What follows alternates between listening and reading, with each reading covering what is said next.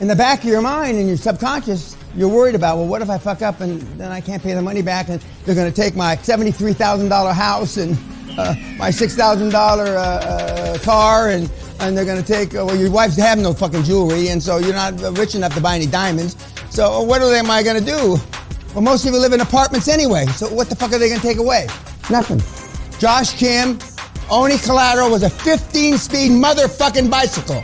He was 17 fucking years old. You should fucking be embarrassed. You should fucking kill yourself. Metaphorically speaking, of course, because I would never want anybody to kill themselves. Certainly not here, you cocksuckers. 17 years old.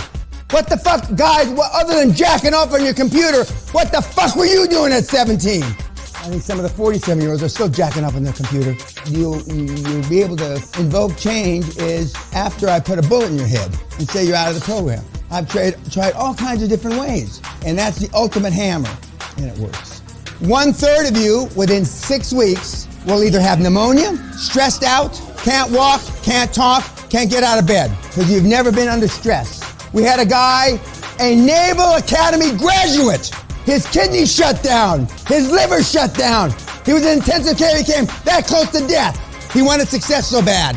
And he was 235 pounds of twisted steel and panther piss. And his body collapsed under him. So how are you going to do? Not as well. Son's not here. He must have died in the night. Well, one less. Fuck him. That's good. Now, all these guys that have six-packs, I don't like to tell you, aren't tough. 8-packs, 6-packs, 4, 5, 6, 7% body fat, you can wipe your ass with. There's no correlation whatsoever with success and what I just described. Zero. In fact, there's an inverse correlation because you spend all your time trying to get it. Well, you don't have to worry about six-pack, chubby. I mean, you spend all your time trying to get a six-pack instead of working. We all know that's true. We're going to show you some weekly reports. Guys spent 20 hours a week fresh air walking. And you wonder why I wasn't more successful. 75% of the questions, if you took 10 minutes on my website, you could answer. Maybe not even 10 minutes, 5 minutes. All you have to do is hit danpena.co.uk, click one button, and the question's answered. If you ask me a fucking question that you should have known the answer because you should have read the material, I gave you a lot of shit to read. Half of you didn't even read any of it. I will rip your motherfucking head off and shit down your neck on public television. I will embarrass you.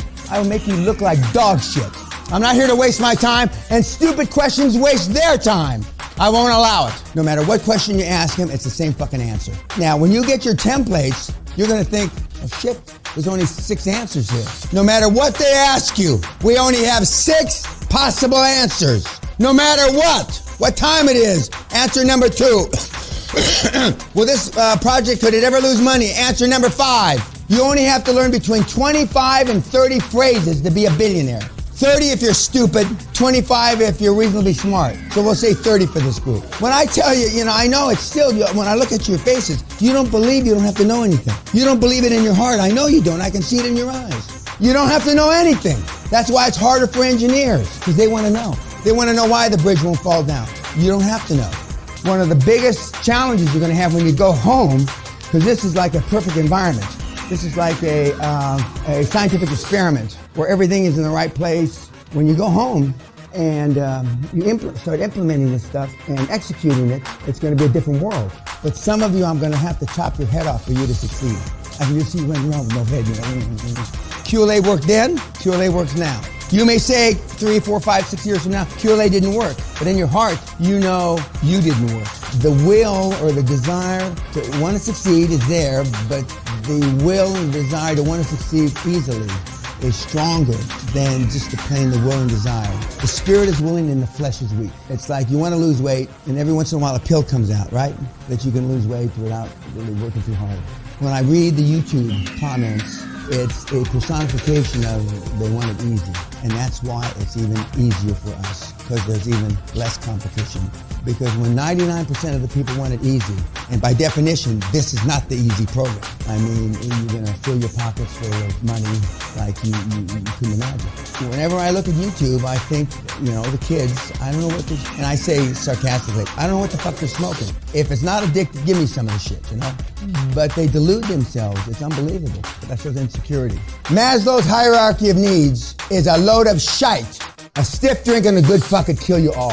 Ask your wives, your girlfriends, and or your mistresses if you got any. I'm gonna say it again slowly. If you don't think you can fuck all night, you cannot fuck all night. If you don't think you're gonna change the world, guess what? You're not gonna change the world. Never, you just won't. If you think you're gonna make $1 million, I guarantee you're not gonna make 5 million. If you think you're gonna make 10 million, I guarantee you're not gonna make a fucking 100 million. If you think you're gonna make 100 million, I guarantee fucking you're not gonna make $1 billion. We do not exceed our most wild expectations. That'd be tough for you. If I made $1 million, I spend $1,250,000. If I made 10 million, I spent 12.5 million. If I made 100 million, I spent 125 million. And why did I do that? Because I didn't want any plan B. I wanted no backstop. But when I look at you and your efforts to be, they call it a better person. You don't say all you can be, you say a better person. At least 3 or 4 of you that I've had private time with so far say, I'm working on that. Now, I don't know what the fuck that means. And how long does it take you to work on something to make a change? Change is tough. People talk about change, but nobody wants to make change. You pretend by listening to this and all the stuff that we've talked about. But how much does it take when you're working on yourself to make those changes? If you had a kid and I put a gun to the kid's head and said, you're making the change in 24 hours, almost every single person that's ever come through the seminar could make the change. Because there was a pay price to action that they weren't willing to take, namely blowing the little shithead's head off. Even though most of the little shitheads ought to be fucking dead, and most of the little shitheads should have never been fucking born, and dribbled down your fucking mama's thigh. Or your thigh if you're a female and you got kids. If you're worth a shit, you can get a job in 24 hours. But down deep inside, you know you're not worth a shit. So that becomes a self-fulfilling prophecy. Not only aren't you worth a shit, and you should have rolled down your mama's fat fucking leg instead of being conceived, you got a backup plan for not being worth a shit. Part of being a pleaser is giving tacit approval. Tacit approval is, you and I talk, you know I'm talking bullshit. Okay, you know that I'm wacko, but you don't say anything to me. You just listen. You might even shake your head like this, not on purpose, but just like this. So you're giving me tacit approval by not speaking up. So then you go to the next guy and you say, and I tell the next guy, well, I was talking to so-and-so, and he agreed with me. And by the time it gets around the room, Dan said this, and I didn't say anything. And your whole lives have been based on tacit approval because you don't want to be confrontational. Now, to me, telling a guy or a gal they're full of shit is not confrontational. To the rest of the world, it is. Pleasing and giving tacit approval is why you're, for the most part, here. I go in and choke you to see if you can get ruthless out of you. When you're the only warrior on the battlefield, it gets tiring. And that's why it's so hard to stay the course. Now, let's just project 25 acquisitions for you. You're on number 26. It's a motherfucker to stay focused. You've done it 25 times. That's when you get sloppy and you make mistakes because default's a bitch. What are the takeaways about Mr. Jobs? Other than he's an asshole.